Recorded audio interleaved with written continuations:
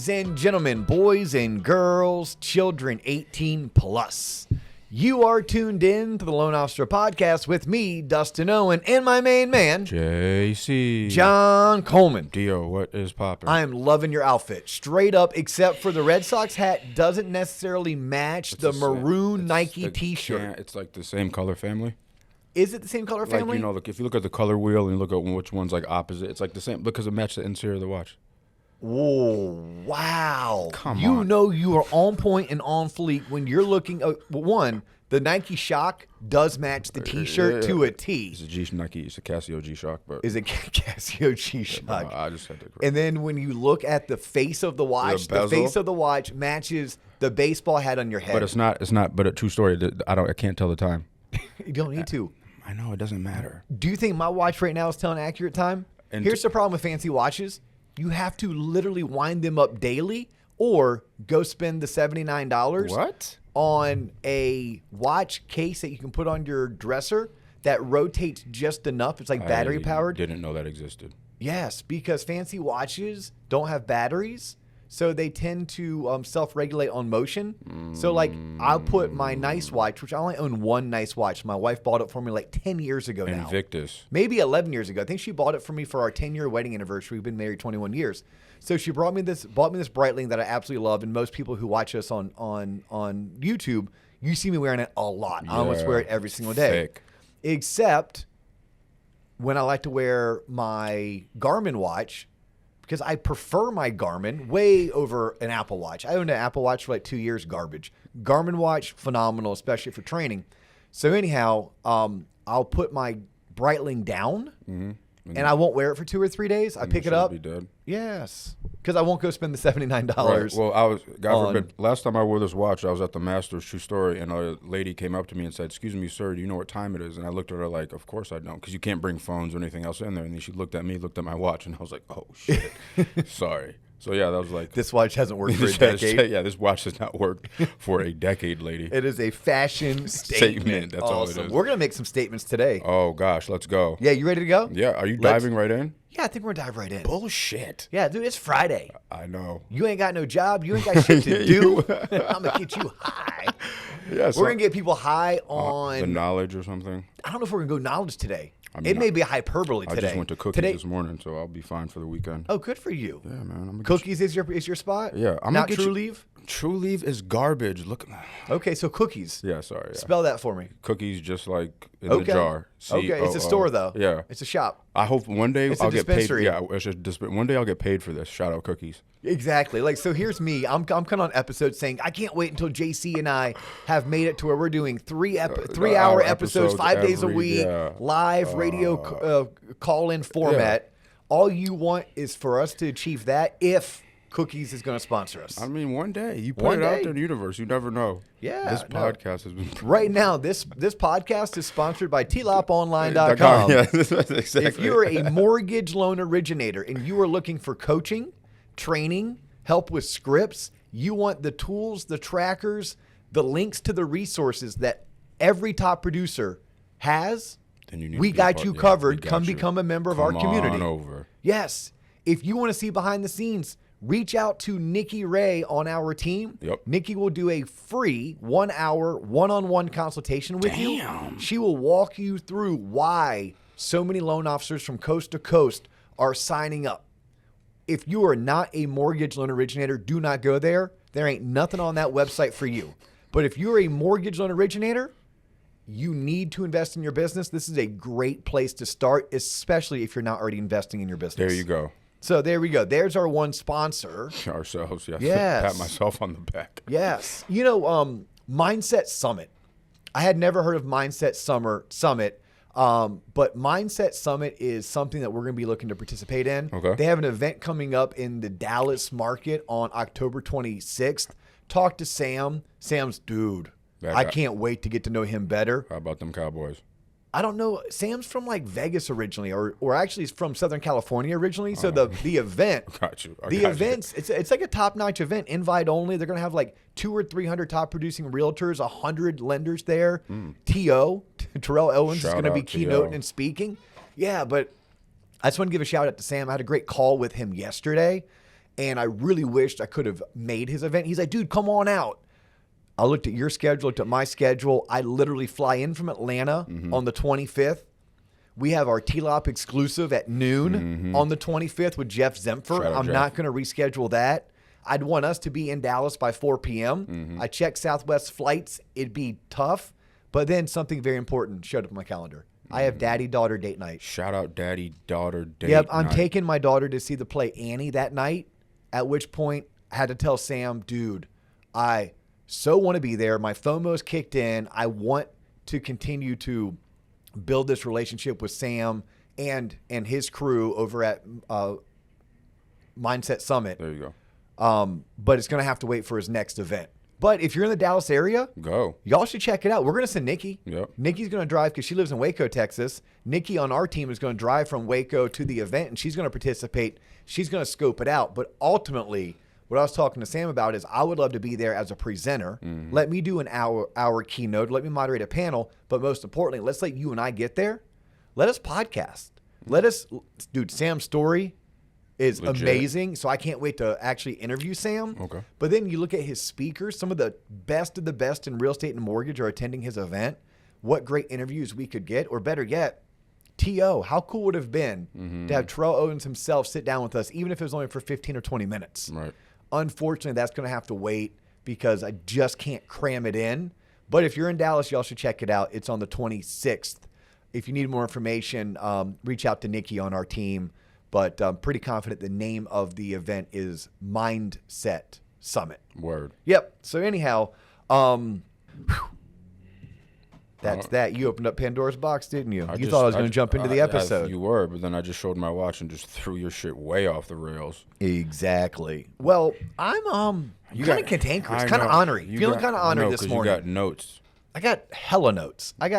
Didn't know where to start. I was like, dude, let's do something just on current events, like what's going on in the news. And that would totally work if this was a 3-hour daily call-in radio show. But it's not. So we're producing this on a Friday. It'll drop on a Tuesday. So today is what, the 5th of October, do you think? Today's the 6th of October. The 6th of October. So that makes 7, 8, 9. It'll drop on the 10th. Wow.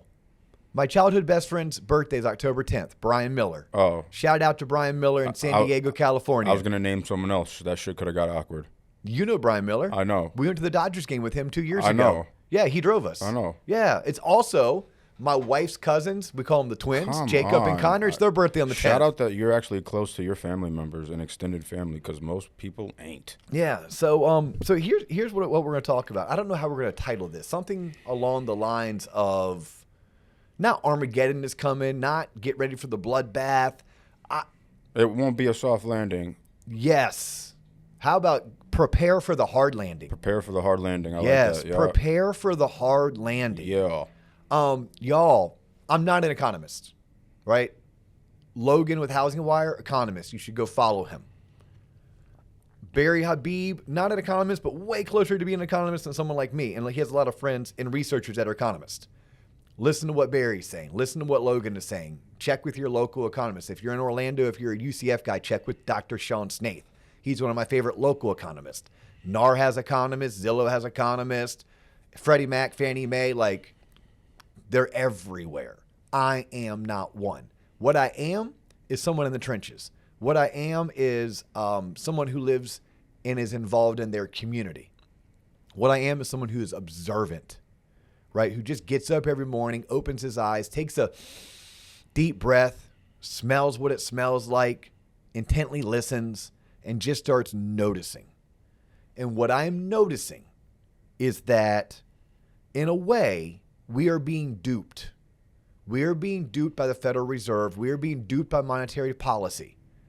I see us, through my two little bitty eyes, our economy is going to have a hard-ass landing. And I think it's one of those perfect storm moments. I think where it's like, it's death by 1,000 paper cuts. And because there's not one just massive glaring open gash, that all of a sudden we're going to wake up sometime in the next 3 to 6 months being like, how did we bleed out? What the hell happened? Well, death by 1,000 paper cuts. And here's kind of what I mean by this. And I'm going to go down in order, in no particular order. I'm going to start with 8% mortgage interest rates. Let's go. We are heading towards 8% mortgage interest rates. At the end of the day, this boils down to the Federal Reserve saying, we're done. We are done buying mortgage-backed securities. There are many out there, policymakers, that said that was needed, that was required. And by doing so, it's going to correct whatever had gotten out of hand over the past decade to 15 years. But to stick with that policy and to not make changes has serious consequences that don't line up to soft landing. It forces a hard landing. So the title of this being something along the lines of prepare for the hard landing, let's start with 8% mortgage rates and what that means. They could be prevented. If you really wanted a soft landing, Federal Reserve, start buying mortgage-backed securities again. By buying mortgage-backed securities, you now have a bigger demand for that product. We learned in high school economics, supply and demand. The greater demand there is, the higher price you can charge. And when it comes to bonds, we know that if the price goes up, rates go down. So if the Federal Reserve starts buying mortgage-backed securities, the price of those securities goes up, which pushes the future rates down. That lowers the borrowing cost. That then will make home ownership more affordable, more people buy houses. If more people buy houses, then we have all of those services that actually attend to the housing market. They make more money, which means they keep more people employed. At 8% interest rates, nobody's selling their house and nobody can afford to buy a house. So not only are you impacting mortgage companies, which, by the way, lenders, I say this as sincere as I can, I feel for you. I feel for all of us. We have a bloodbath on our hands. There's no way of preventing it. Anything that we should have done to prevent this started 2 or 3 years ago. There are enough warning signs to batten down the hatches. There are enough warning signs to build a better shelter, to run a bit better business model. But unfortunately, here we are, beginning of October. I don't see us getting to Thanksgiving without there being massive changes on the negative to this industry. Layoffs galore. If you do not produce revenue for the mortgage industry, that should concern you. If you don't generate enough revenue, that should concern you. It's a fact of the matter. Nobody's being mean. It's not personal. It's business, and we have to react to what the defense has given us, and the defense is not giving us a whole lot, and they're not being very nice. So at 8% interest rates, the Federal Reserve has to understand you're not just impacting mortgage lenders. Now, my mentor, Dave Stevens, has been very loud and vocal asking the MBA and other policymakers or other advocacy groups, what are you doing? Stop what you're doing. You have to be talking to the Biden administration. You have to be talking to Capitol Hill. You have to do something to get the Federal Reserve to want to look into buying mortgage-backed securities. If not, everything else you're advocating for might not matter because so many of us won't be left to be in business. So 8% interest rates obviously impact the mortgage industry. They also impact the real estate industry, but then all of the supporting industries, homeowners insurance, yeah, title companies, yeah, credit vendors, yeah, mortgage insurance companies, yeah, home alarm companies, yeah. Like, think about if you owned a rekeying business, you're a locksmith. Well, business is good when people are buying houses and you're wanting to change out the locks and all of the doors because you just bought a new house, right? I think it's something crazy like 4 in 5 or 3 in 5 jobs in America can tie themselves to housing. So when I'm thinking I don't see a soft landing, there's one. Then you have like small things. China. Like there's an economic theory that when China sneezes, the whole world feels it. Like China's the second largest by population country in the world. I think India took them over. They were number one for many years. And China's a massive purchaser of real estate throughout the entire world, not just in China. And China's economy is slowing drastically and could be potentially having some cracks that resemble bubbles, like when bubbles burst. Well, when that happens, if we're riding this theory that when China sneezes, the rest of the world feels it. Well, China's been having a real estate issue for like the past 2 years. We haven't been talking about it, but it's starting to snowball. And what would happen if China quits being able to invest in real estate or other investments all throughout the world? That impacts the world economy, including the U.S. economy, right? What happens if China starts selling their real estate assets abroad so that they can pay for the losses that they're incurring on their real estate they have in their own country? There's going to be a trickle-down effect. And then we have this crazy-ass employment data. Like, to me, the employment data is corrupted. Absolutely corrupted to think that we have this banging, robust employment economy going on in the U.S. And again, this is what I'm going to preface to. I'm not an economist. I'm a know-nothing local yokel from Central Florida. But I have a lot of friends. But I'm pretty observant. I read a lot. I listen a lot. I would like to believe I have above average intelligence. And if I just followed the teachings of Peter Lynch, which Peter Lynch used to run the largest hedge fund or mutual fund. I mean, this dude's maybe passed away by now. I mean, I read his book when I was 18 years old. The book was called Beating the Street. But if I just go back to that basic knowledge that Peter Lynch taught in Beating the Street, which was essentially pick stocks, pick investments just based on being observant, right? The story that resonates with me is telling a story about being in the 1980s and taking his girls back to school shopping, and they dropped an entire paycheck of his at this new store called The Gap. And if anyone was born in the 80s or 90s or lived through the 80s and 90s, you knew if you wanted good jeans, you went to The Gap to get your jeans. Peter Lynch then took that observation, went and looked up the company, saw they were publicly traded, and started buying boatloads of their stock. He did really well on that stock pick. Okay, I'm just going to say when I'm making a bold statement that the employment data that's currently coming out is corrupt, I'm speaking about take away my friends in the mortgage industry, because someone could say, Dio, you live in a bubble. Like, Dio, you are so incubated in a mortgage that, of course, the employment data in a mortgage sucks. And it does. It does suck. I'm talking about a bloodbath. I'm giving a fair warning. Cold winter is coming.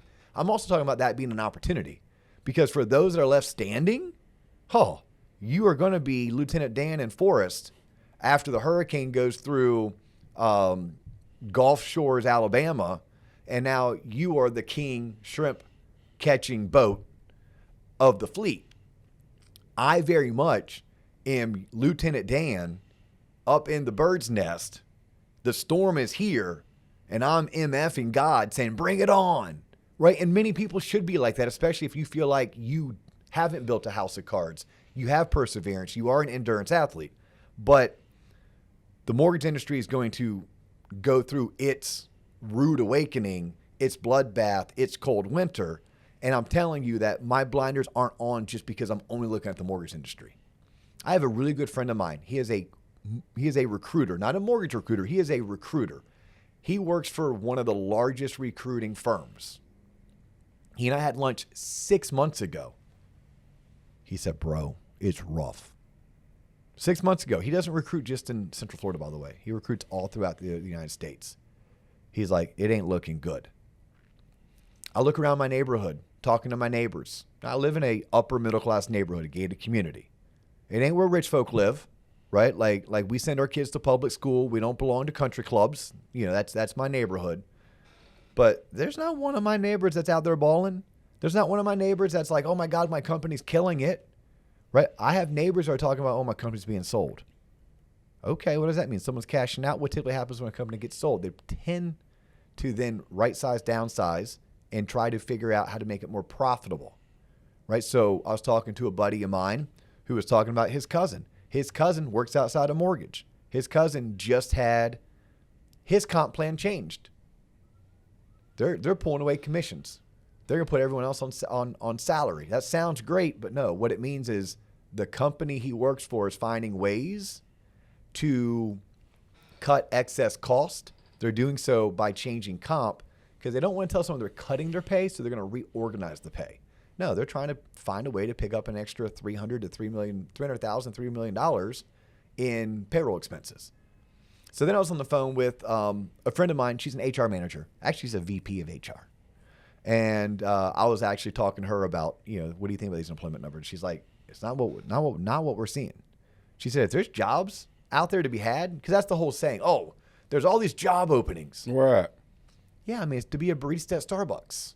It's to be a waiter at TGI Fridays. And those are great jobs for certain people at a certain point in their life. But I don't know if that's the job of the person who's also going to go out and buy the $40,000 car, the person who's going to pay the $2,000 to go on a cruise, the person who's going to go out and buy the $350,000 starter home, right? Those aren't the jobs. And then as I said to my friend who's a VP of HR for her company, I said to her, I'm like, hey, by the way, Beth, do you think that Starbucks is going to have those job openings when that 23-year-old and that 26-year-old who for the past 2 years haven't been making their student loan payments, and for the past 2 years were cashing some pretty substantial checks from the federal government, and that money's now run out? Do you think they're going to be able to keep up with that daily $7 a day Starbucks habit? By the way, they tried to keep up with it by charging their credit card. Now they just woke up and realized, oh, crap, my credit card's maxed out. And by the way, for someone who was once in his 20s and once went through the game of maxing out credit cards and freezing them and doing balance transfers to pay 0% to try to get them paid off, that's how it happens. You wake up one day, you're like, oh my God, how did I get here? It's kind of like becoming overweight. No one ever says, oh my gosh, let's see how much weight I can put on, except for like football players and teenage boys. But typically, no. You just wake up one day, you're like, how am I 60 pounds overweight? I can't fit through the doorway. Well, hopefully not the doorway, but I can't fit into my jeans. Right. Same thing happens with people's personal finances. So now you have these people who through 2020 and 21 were getting these fat checks. They were then spending that extra money. They created this new lifestyle. They then blew through their savings. They've now racked up their credit cards. These businesses were used to supporting those people. And this is a, every drop in the bucket, every drop fills the bucket type thing. There's millions of these people all throughout all 50 states. And now it's going to come to an end because the credit card is maxed out, because there's no more stimulus. It's been spent, because the credit card interest went from 9.99% to 23%. Like, they're not going to be able to spend money. Businesses are not going to be able to go out and raise money, because they don't want to go raise money when they're having to pay 6, 8, or 12% on that money. They're used to paying 1, 3, or 5% of the money. And by the way, banks aren't out there just aggressively lending. Banks are starting to pare down. So whether you are a solo individual because you're 23 and fresh out of college, whether you're a CEO of a Fortune 500 company, across the board, lending is getting more restrictive. Lending is getting more expensive, and that is going to have a squeeze effect. That is what the Federal Reserve wanted. But my comment and my commentary and title of the show is, I'm not seeing a soft landing in sight. I personally, as a know-nothing individual who's just being observant, who's just pulling from the various conversations I'm having from my friends, my family, my neighbors, my coworkers, whether you're in Chicago, Illinois, whether you're in San Diego, California, whether you are in Kansas City, Missouri. I'm going to go up to New Hampshire, right? Portsmouth, New Hampshire, or Fort Lauderdale, Florida. This is pretty consistent. This is what I'm seeing. I'm curious to see what everyone else is seeing. I'm curious to see what everyone else is hearing. But it's like everything is more expensive. It's harder to come by. And people aren't making more money. They're making less money. And I don't believe that there's this robust job market. I just don't. Or if there's are jobs, it's jobs people don't want, or they're jobs that don't pay a high enough wage for it to matter for the economy. They should separate that. Like, hey, there's these job openings, and then there are these career openings, because there's two different things. Yes. And those job openings are probably going to be taken up by people who can't pay their bills, because now they're getting their second job, which there ain't nothing wrong with that. I've done that multiple times in my life, right? I wanted to get married. I wanted to have a fancy wedding. You know what I did? I valeted cars Valet cars for an entire year so I can save $5,000. Well, every quarter counts because, you go in that little ashtray where people keep the change. John, I did not steal money out of people's cars. Shout out to my friend. He worked in the toll booth in Massachusetts. And, like, when people gave cash, he would, like, nickel and dime. And, like, at the end of his shift, he would have, like, $300 in quarters. By shortchanging people? Just shortchanging people. Oh, my goodness. Not saying that's a good thing, but, No, probably not. We all make bad decisions when that's we're young. why Massachusetts has shitty roads, but every four your buddy bankrupted them? Yeah, but every 4 weeks we get a new road here in Florida. Yeah. Shout out tourism. Yeah. Shout out to the Orlando Tourism Board and the Orlando City Commissioners. They just ponied up $90 million for UCF. God, to get what, better players in the fourth quarter? Well, they need that. Yes. Well, how about just to educate our players that there is a fourth quarter? Why do you we'll need start more? there. UCF is a small city now. It's the largest fucking college in John, America. At the end of the day, we went into the Big 12. Orlando is a destination location. Do you think people from Waco, Texas want to go hang out in Waco? No, they want to come hang out in Orlando. Because, as you say, UCF's a great place to play because I can see little Jimmy play every Saturday. Yeah, Texas Tech, I think, is in Lubbock. Do you think people want to go to Lubbock? No, they want to go to Orlando. So people want to come to Orlando. Therefore, the Travel and Tourism Board and the city commissioners needed to step up to the plate to make sure we had the best facilities so we attract people from all over the country to want to travel into Orlando I don't want for a more football people game. here. I want less people here. Traffic's already a problem, Dustin. Well, hopefully they won't actually drive their cars. They'll just Uber, and the Uber drivers are already there. Take the Bright Line, take the Sunrail. Get the hell whatever out of they here. have to do. Whatever they have to do. No, so I have a good question. Okay. Because everyone loves to prognosticate. Everybody's wrong when they give dates, just like the weatherman. So when do you prognosticate, since we've already prefaced that you're not a weatherman nor a financial guru or whatnot, when will, like, the time come when, like, shit hits the fan? And, like, we're looking back at today when we said this, like, hey, I told you. So I'm going to close my eyes. Come on, don't give me that. I'm gonna twirl around this golf club 10 times. I remember those. I'm gonna grab a dart and I'm gonna throw it out the wall. February 2024. Too soon, or is it like, what I'm saying, when it's really bad, like, oh shit, like for everyone else? Yeah. So there's two things going on. Okay, I'm gonna speak for everyone else. Yeah. May is when people actually want to start talking about it openly. Gotcha. Okay. September, shit's gotten real. Okay, so that's basically 11 months before shit's gotten real. But I'm saying within like 5 to 7 months, people are talking about it. It's like, oh, wow, okay. Kind of like, oh, this inflation's transitory. It's transitory. It's transitory.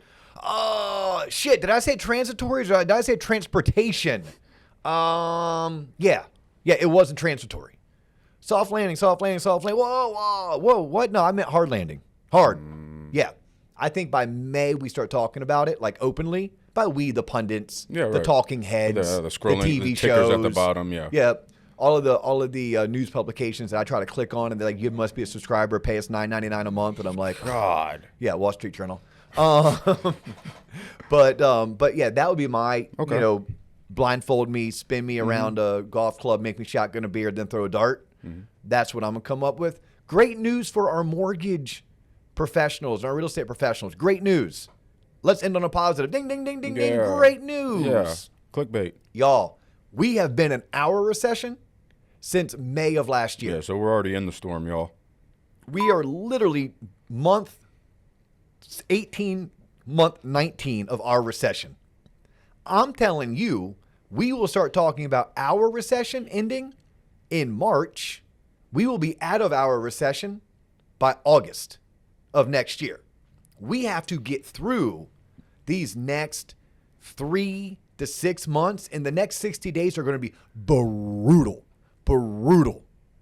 We got to get through 3 to 6 months. Just about every recession our economy has been in historically, it gets pulled out of by real estate. So we will pull our country out of the recession. Thank us later. We will do that as the mortgage industry. We will do that through refinancing homeowners. We will do so by helping new homeowners become homeowners, helping sellers finally sell, because the recession will drive mortgage rates from 8% down to 5%. It will do that. So those that survive the next 3 to 6 months, those that knuckle up, bear down, grind it out, blinders on, all of that. Endure, embrace the suck, you name it. We will be the reason why our country gets pulled out of the recession. So I think for us, if you're talking mortgage and real estate, which includes title, homeowners insurance, those types of companies and technology vendors that support those companies, yeah. Let's just get to New Year's. Let's get smacked on New Year's. Yeah. Oh shit! Sorry. Yeah, that's like a knee jerk for me. Yeah. and then by January, let's enjoy the bowl games. Let's enjoy some playoff NFL football. Let's get to Valentine's Day. Let's support being in love with somebody or in lust with someone new. And then we'll start looking forward to spring break. And then we're gonna open our eyes. We're gonna pick our head up. We're gonna be like, okay, we've been grinding. Now what? Oh my goodness! Look at this. Spring's here. You can smell the flowers. The grass is getting greener, right? The leaves are growing trees. It's getting warmer outside. The leaves are growing trees. Write that down. Put that on the back of a shirt, your please. Your earballs? Earballs. Oh, hey, shout out to our friends at Bank of England up in the Florida Panhandle. I still have my earballs right T-shirt they made us. Yeah, earballs. Yep. But yeah. So put that. The leaves will be growing trees. That's how good this shit's gonna be. You said it with such confidence that I was like, should I let it go? And I was like, I have to brush it. Yeah, kind of like Forrest Gump in the clear blue sky. Yeah. But nonetheless, yeah. But everyone else, as we have survived our recession, everyone else will be going into theirs. Well said. Yeah. So, hey, hard landing is coming. Look, it's kind of like a gut punch. It's a lot easier to know that it's going to come. You're going to survive it. You're going to be okay because of it. Whatever happens, it happens for a reason, right? If it's painful, pain is temporary. Endure. Use this as your calling to do what is meant to be done. Think about that. If it's meant to be, it's meant to be. If it's not, it's not. Control what you can control, your attitude and your effort, and recognize if it's painful, it's okay. But pain is temporary. Keep forging ahead. Keep masterminding, brainstorming, networking. You will find your way. And make sure you enjoy each day for what it's worth. Be grateful for even the small things, because nothing is guaranteed in this life. Beautiful. His name is John Coleman. My name is Dustin Owen. That is all the time we have for you today. If you like what we're doing, please share us, not with one, not with two, but with 3 people within your circle. Oh, yeah. If you want to connect with us, you can follow us on Facebook, Instagram, TikTok, and LinkedIn at The Loan Officer Podcast. If you want to connect with me individually, my first name is Dustin. My last name is Owen. You can find me on LinkedIn. Make sure you give us a 5-star review. Go over to YouTube, find our YouTube channel, subscribe, and most importantly, we look forward to catching you on the next episode.